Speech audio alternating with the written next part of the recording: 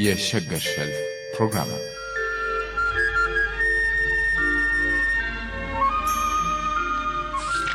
የሸገር ሸልፍ ፕሮግራም ዘወትር ዓርብ በዚህ ሰዓት ይቀርባል።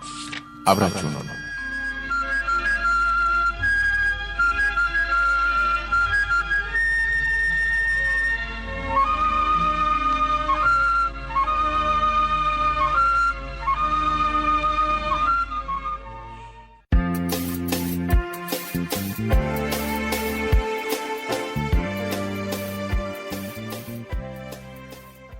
መንታ መልኮች ለተሰኘው መጽሐፉ በኃይሉ ገብረ እግዚአብሔር የተጠቀመበትን መግቢያ እኔም ለሸገር ሸልፍ ልጠቀመው።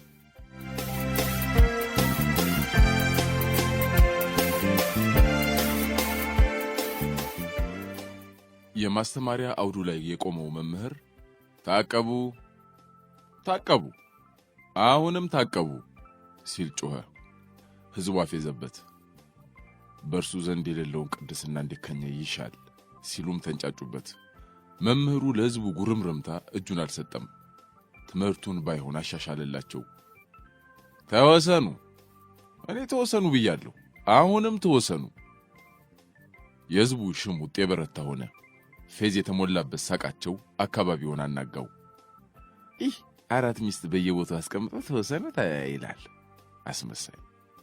እየተቀባበሉ ተሳለቁበት።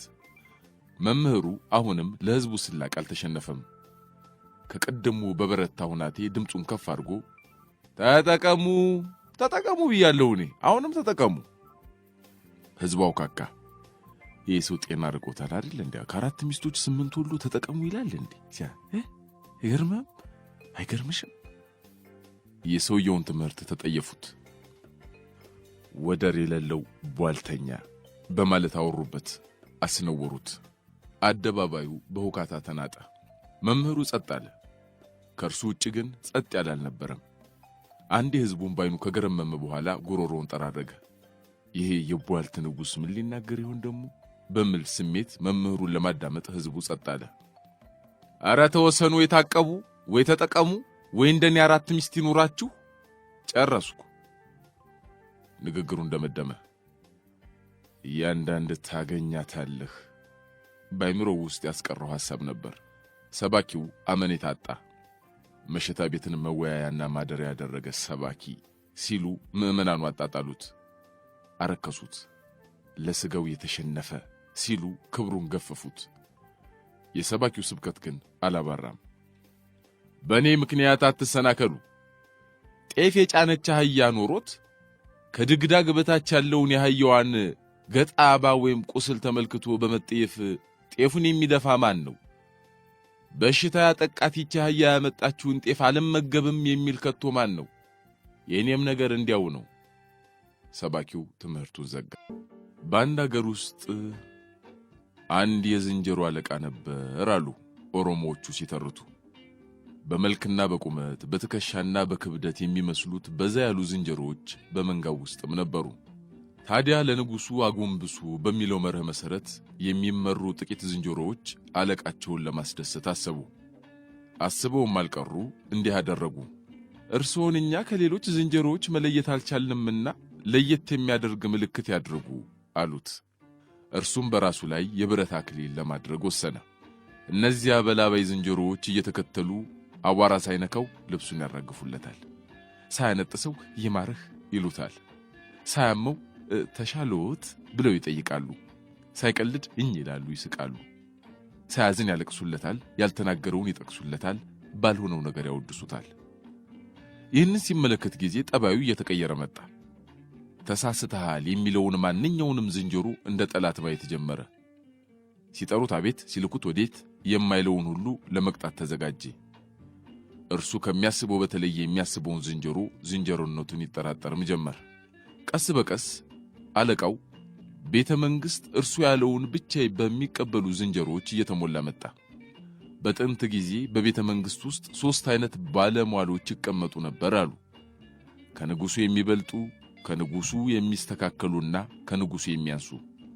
ከንጉሡ የሚበልጡት ይገስጹታል፣ ከንጉሡ የሚስተካከሉት ይሟገቱታል፣ ከንጉሡ የሚያንሱት ይከተሉታል። ከንጉሡ የሚበልጡ ብቻ ከሆኑ ንጉሱ ሥራ መስራት አይችልም። በእነርሱ ተጽዕኖ ውስጥ ብቻ ይወድቃልና ነው። ከንጉሱ የሚስተካከሉ ብቻ ከሆኑ እንዲሁ ሲሟገት ብቻ መኖሩ ነው። ከንጉሱ የሚያንሱ ብቻ ከተሰበሰቡ ምክር ቤቱ በይሁንተኞች ሞላና እርሱ ያለውን ብቻ እየተቀበሉ ገደል ሊከቱት ነው። ይሄኛው የዝንጀሮ አለቃ ግን ሁለቱን አይነት አማካሪዎች በቃ አጠፋቸው። ከእርሱ የሚበልጡትንና ከእርሱ የሚስተካከሉትን በቤተ መንግሥቱ ውስጥ ይሁን ባዮች ብቻ ሞሉ። ምክሩን የሚቀበለው እንጂ እርሱን የሚመክር ጠፋ። ከእርሱ ዕውቀት የሚፈልግ እንጂ ሊያሳውቀው የሚሄድ አላገኘም። የሚያመሰግነው እንጂ የሚወቅሰው ድራሹ ጠፋ። የሚያደንቀው እንጂ የሚተቸውም አጣ። ምን ጥቁር ቢበሉ ነጭ ነው ኩሶ፣ ምን ከሩቅ ቢጮሁ ይሰማል ድምጦ፣ አሁን የእርሱን ልጅ ምን አገኘቦ ብለው አህዮች ለጅብ እንደተቀኙት አይነት ቅኔ ብቻ በየጊዜው ይዘንብለት ጀመር። የዝንጀሮ አለቃ በይሁንተኞች ብቻ መከበቡን ሲረዳ እንዲህ የሚል አዋጅ አወጀ። ከዛሬ ጀምሮ እኔ የምለውን ብቻ መቀበል እንጂ ለምን እንዴት ወዴት ብሎ እኔን መጠየቅ ያስቀጣል። ማንኛውም የኔ ባለሟል የማሳየውን ብቻ ያደርጋል፣ የምናገረውን ብቻ ይናገራል። እናም ለብዙ ጊዜ እርሱ የተናገረውን እየተናገሩ እርሱ የሚያደርገውንም እያደረጉ ከሚኖሩ ባለሟሎች ጋር ኖረ። እርሱ ሲጮህ ይጮሃሉ፣ ለምን እንደሚጮህ እነርሱም ለምን አብረውት እንደጮሁ ግን አያውቁም። እርሱ ሲዘል ይዘላሉ፣ እርሱ ዛፍ ላይ ሲወጣ ይወጣሉ፣ እርሱ ሲንጠላጠል ይንጠላጠላሉ፣ የቆረጠውን ይቆርጣሉ፣ የጣለውን ይጥላሉ፣ የወደደውን ይወዳሉ፣ የጠላውንም ይጠላሉ። ኑሯቸው እንዲህ ሆነ። የዝንጀሮዎች አለቃ እየበላና እየጠጣ በሄደ ቁጥር እየወፈረ መጣ። መቼስ እንግዲህ መወፈር አይቀር። ሲወፍርም በራሱ ላይ ያጠለቀው የብረት ዘውድ እያጣበቀው መጣ። ሊያወልቀው ቢሞክር እምቢ አለው። አንድ ቀን በልፍኙ እያለ ዘውዱ አጣብቆ ያዘው። ወዲያው እየተጣደፈ ከልፍኙ ወጣና ባለሟሎቹ ወደ ተሰበሰቡበት አዳራሽ ገባ። ሁሉም ቆሙ። እየጮኸ አረ ይሄንን ዘውድ አውልቁልኝ፣ አረ አውልቁልኝ አላቸው። የምለውን ብቻ በሉ፣ የማደርገውን ብቻ አድርጉ የተባሉት ባለሟሎቹ አረ ይሄንን ዘውድ አውልቁልኝ አሉ። ልክ እርሱ እንዳለው ተናደዱ።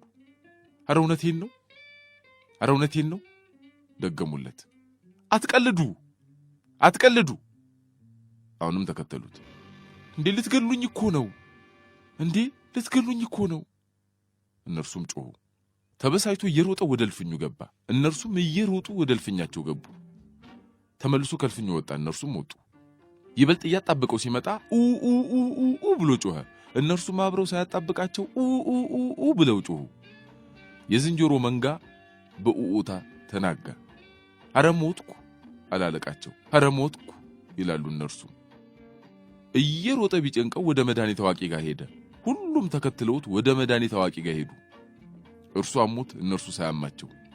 መንገድ ላይ አንድ ሰው አገኘ። የመድኃኒት አዋቂው ቤት የት ነው ብሎ ጠየቀው። ያም ሰው መልሶ የመድኃኒት አዋቂው ቤት የት ነው አለና መለሰለት። የማትነግረኝ ከሆነ እቀጣሃለሁ ሲለው የማትነግረኝ ከሆነ እቀጣሃለሁ አለው።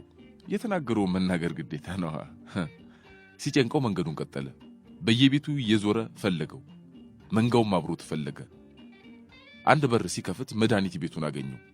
ነገር ግን በውስጥ ያለው ሌላ መድኃኒተኛ ነው። ምክንያቱም ያኛው መድኃኒተኛ እንዳለቃው ሁሉ ሌላ መድኃኒት ቤት ሄዷልና ነው። ዘሎ አልጋ ላይ ተኛ። መንጋው በየአልጋው ተረፈረፈ። አጣብቆኛል አለ አዋቂውን። አዋቂውን መልሶ አጣብቆኛል አለው። ራውጣሊ ከራሲ ደገመለት። ከድካሙ ብዛት ተራበና ራበኝ አላቸው። እነርሱም ራበኝ አሉ ልክ እንደሱ። ረባካችሁ ደገሙ። ሲጨንቀው ተነሳና ከተደረደሩት መድኃኒቶች አንዱን ቅጠል አንስቶ በላ። ተከታዮችም እንደርሱ እያነሱ በሉ። ባለመድኃኒቱም ያ ቅጠል እንደሚያሳብድ ቢያውቅም መከተል ስላለበት አብሮ በላ። እናም መላው የዝንጀሮ መንጋ አበደ። አለቃው በብደት መንፈስ ተነሳና እየዘፈነ ይሮጥ ጀመር። መንጋው ሁሉ ዘፈን በዘፈን ያዝ። እንግዲህ ተከተሉት እየዘፈኑ እየጨፈሩ ገደል ዳር ደረሱ። ያንን ያጣበቀውን የብረት ዘውድ ከገደል አለት ጋር እያጋጨ ሊያላቀቀው ሞከረ። መንጋው እርሱ እንዳደረገው ለማድረግ ከአለት ጋር ጭንቅላታቸውን ያጋጩ ጀመር። ራሱን ካለት ጋር ለብዙ ሰዓት ሲያጋጭ እብደቱ ጨመረ። የመንጋውም እብደት ጨመረ። አንዱን ያለት ፍላጭ አንስቶ የቅርብ ባለሟሉን መታው። መንጋው እርስ በርሱ ሂድ እንግዲህ በለው ባላው እርስ በርሱ ወዳጅ ወዳጁን ይመታ ጀመር። እርስ በርስም ፍጅት ሆነ። እብደቱ ከልክ በላይ ሲያልፍ ዘለለና ገደል ውስጥ ተወረወረ። መንጋውም እርሱን ተከትሎ ገደል ውስጥ ተወረወሩ። እናም ሰውን ከላይ ሆነው ከሚቆጡት ከጎንም ሆነው ከሚሞግቱት ይልቅ ከስሩ ሆነው የሚከተሉት ጀሌዎች ይበልጥ ይገሉታል፣ ይጎዱታል። ከላይ ሆነው ከሚያሳዩት ታላላቆቹ ከጎን ሆነው ከሚገዳደሩት እኩዮቹ ይልቅ ከስር ሆነው ይሁን እንዳልክ ብቻ የሚሉት አንጋቾቹ ይበልጥ ይጎዱታል ተባለ።